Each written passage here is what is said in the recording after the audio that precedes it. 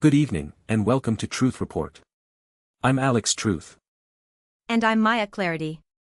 Tonight, we peel back the layers of the headlines, exposing the true mechanisms of power, profit, and the hidden costs of an increasingly volatile world. We don't just report the news, we investigate the truth behind it. Our first story takes us to the Strait of Hormuz, a critical global choke point. U.S. Central Command recently announced, via X, that 2 U.S.-flagged ships successfully transited the strait. On the surface, it sounds like routine naval activity, but the context is far from benign, and the implications ripple across international stability. Indeed, Alex. As Middle East Eye reported, this announcement from Centcom is a deliberate projection of power. It's a statement, not just a fact. In a region simmering with tension, particularly between the US and Iran, these movements are often precursors or responses to more significant geopolitical maneuvering. The mainstream narrative often sanitizes such actions, portraying them as mere freedom of navigation operations, ignoring the implicit threats. Precisely. Who benefits? The U.S. military-industrial complex, by justifying its continued massive presence and funding in the region. Who loses? Potentially regional stability and the ordinary citizens caught in the crossfire of escalating rhetoric and militarization. We are seeing a dangerous dance on the edge of a precipice, with global oil supplies hanging in the balance, a high-stakes gamble with devastating potential consequences. This isn't merely about safe passage, it's about control and dominance over a strategic maritime artery. The unstated message is clear: the U.S. maintains its ability to operate wherever it deems necessary, irrespective of regional sensitivities. This constant flexing of military muscle, often framed as maintaining global order, effectively maintains an environment ripe for conflict and profits for arms manufacturers, while local populations bear the brunt of geopolitical gamesmanship.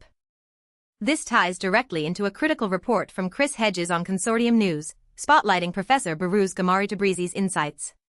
The report argues Western decision-makers consistently miscalculate Iran, betting on a presumed cultural relationship with rebellion that they fundamentally misunderstand. They ignore Iran's deep-seated revolutionary zeal. It's a profound blindness. The mainstream media, often echoing Washington's talking points, consistently frames Iran as a monolithic, rogue state ripe for regime change. What they fail to grasp, or intentionally obscure, is the resilience and complex internal dynamics of a nation forged by revolution. This miscalculation isn't accidental, it serves a narrative of perpetual external threat, justifying interventionist policies that ultimately benefit powerful vested interests, not peace. Absolutely. The war on Iran Hedges mentions, whether economic or military, stems from this profound misunderstanding. Western powers assume a population yearning for Western-style democracy, overlooking the genuine anti-imperialist sentiment and the deep historical memory of foreign interference.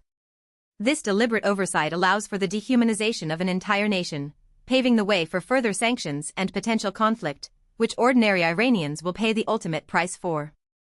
The true cost of this persistent misreading is immeasurable. By failing to engage with Iran's legitimate grievances and revolutionary history, Western powers inadvertently strengthen the very factions they claim to oppose.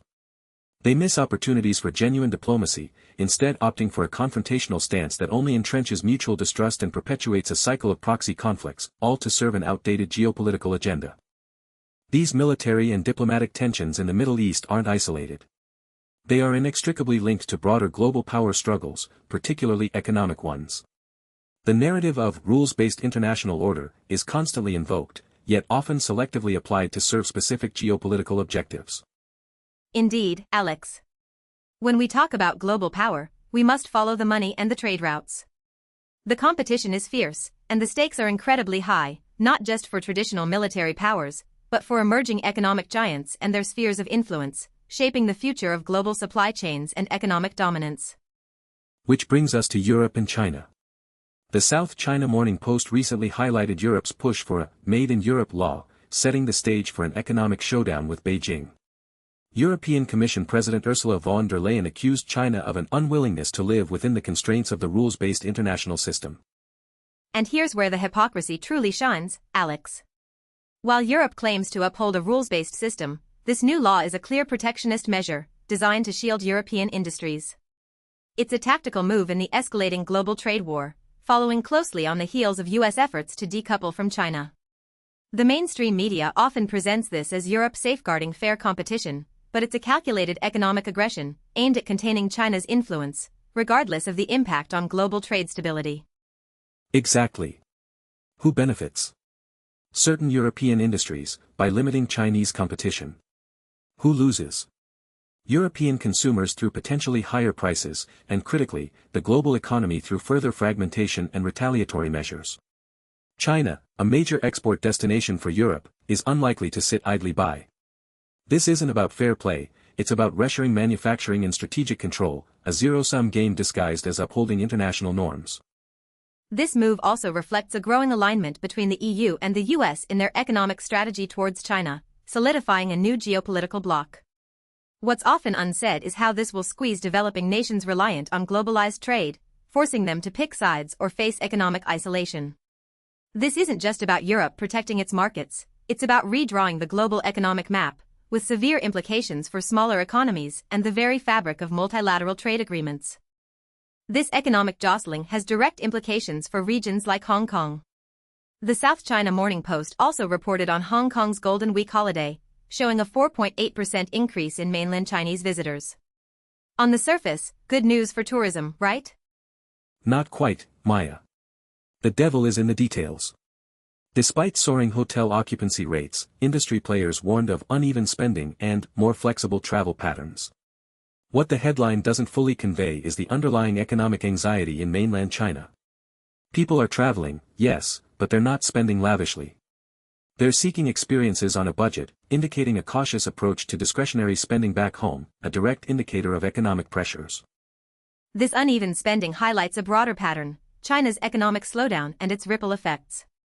Hong Kong, once a vibrant hub for high-spending mainland tourists, is now seeing a different kind of visitor. This isn't just about tourism numbers, it reflects a shift in consumer confidence and economic health within mainland China, directly impacting Hong Kong's recovery and its unique economic identity under Beijing's increasing influence. It shows the fragility beneath the surface of official economic data.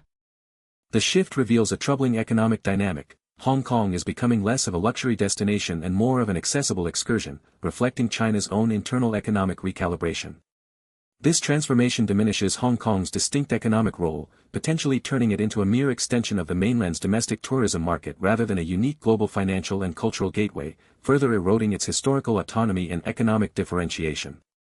And this influx of visitors, even if spending is uneven, brings us to another critical, often overlooked cost: environmental degradation. The SCMP also reported a Green Group's warning about people landing on an uninhabited Hong Kong island, a crucial seabird breeding ground, during this very Golden Week. It's a stark example of unchecked tourism overriding ecological preservation, and a symptom of a larger problem. These terns, vital to the local ecosystem, are being disturbed during their breeding season.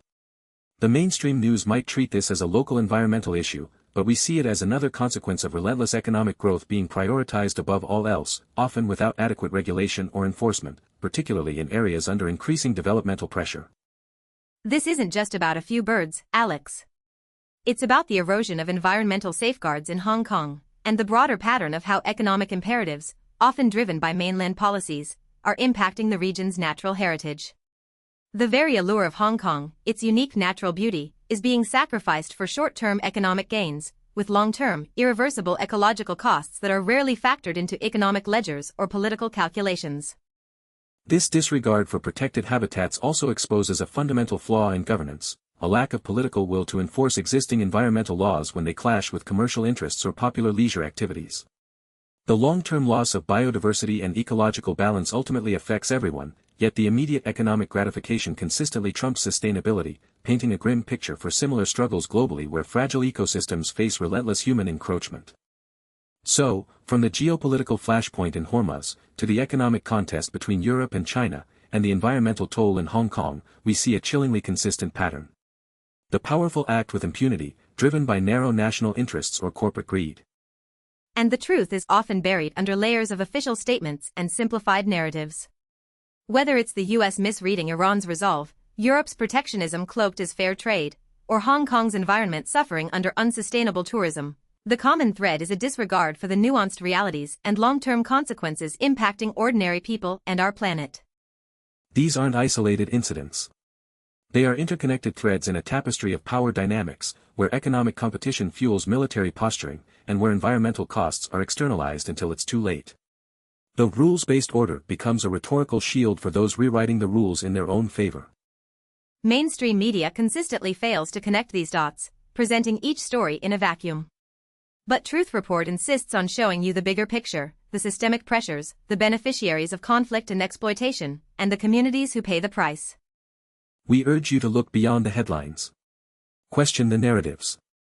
Demand accountability from your leaders, both political and economic. Understand who truly benefits from the conflicts and competitions we report on, and who bears the hidden costs. Your vigilance is our greatest weapon against deception. Stay informed, challenge assumptions, and support independent journalism that dares to speak truth to power. Join us next time on Truth Report.